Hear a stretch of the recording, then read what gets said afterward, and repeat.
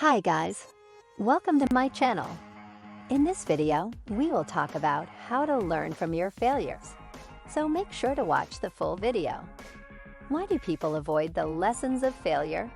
That's the question S. Grace Winkler and Fishback explored in a recent paper published by Perspectives on Psychological Science. They find a host of emotional and cognitive obstacles to learning from failure, and they provide concrete steps to overcoming them. So before we go ahead, make sure to hit that like button and also subscribe to my channel. Overcoming feelings of failure. Failure bruises the ego, that metaphorical seat of our self-esteem and self-importance. When we fail, we feel threatened, and that sense of threat can trigger a fight or flight response.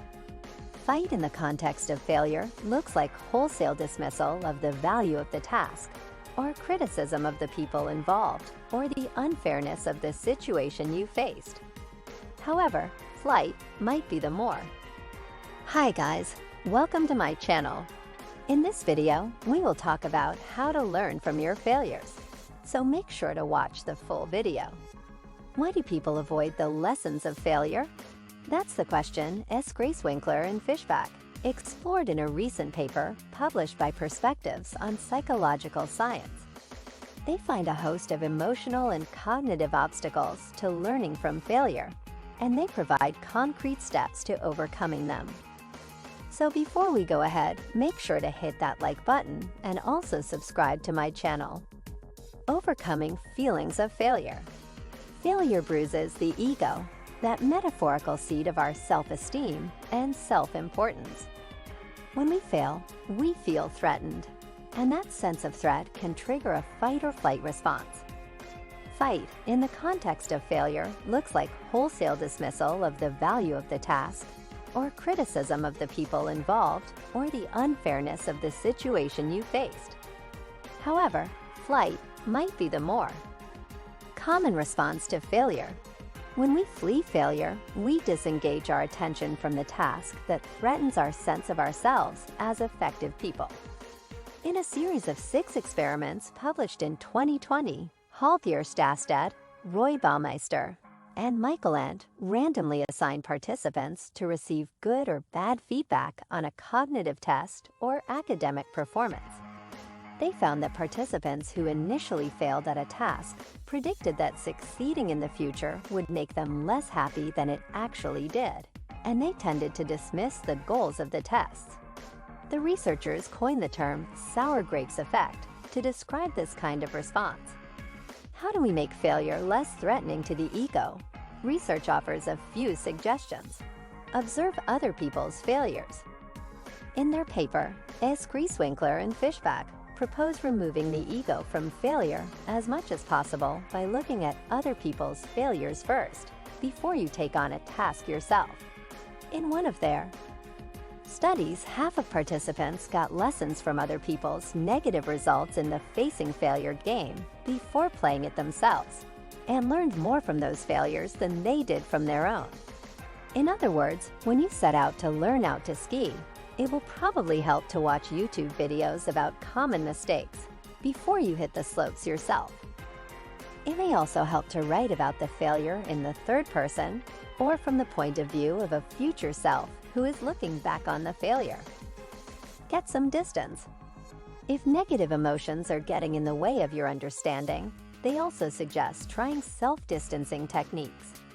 Share your own failure story. People tend to hide their own failures out of a sense of shame, but there are ways to turn failure into success by transforming it into a story of growth.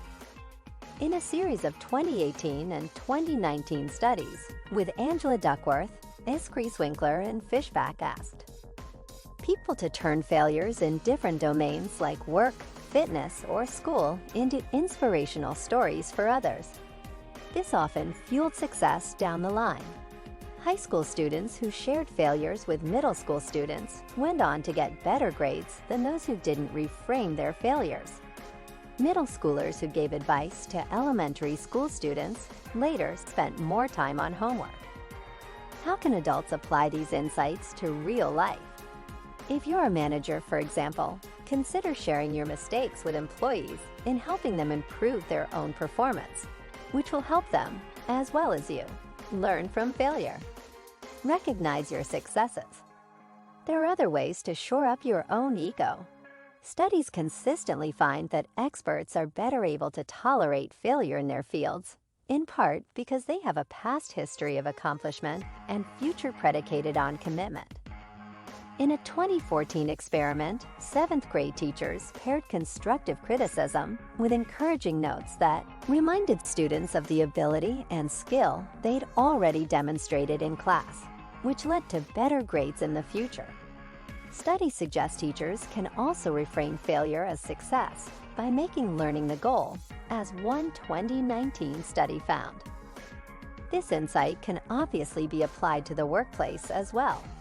Managers can take steps to build up the egos of employees in feedback by reminding them of how far they've come.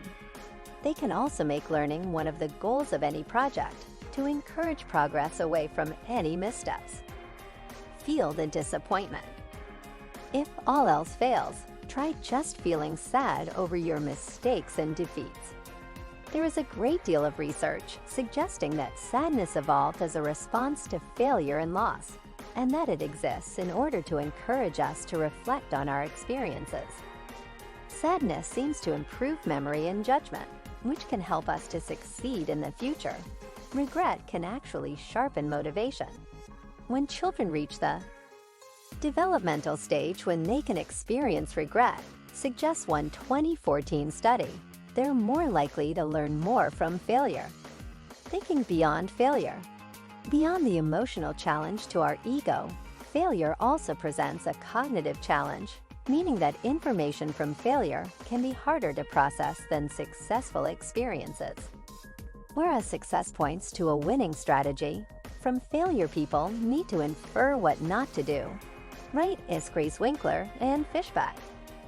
In a complex 2020 experiment, they presented participants with 3 boxes, each containing an imaginary large success, a moderate success, and a small failure, with real monetary awards attached to each choice. They structured the game so that the rewards would be greatest with choosing the failure scenario, because the failure contains better information. Learning the location of the losing box statistically raises a player's winnings more than revealing the location of the moderate win, because knowing to avoid the failure guarantees a larger gain.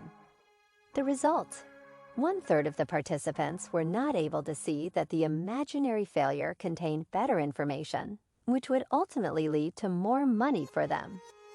Even when failure is a reveal, not an actual failure, and thus not at all ego-threatening, people struggle to see that failure contains useful information.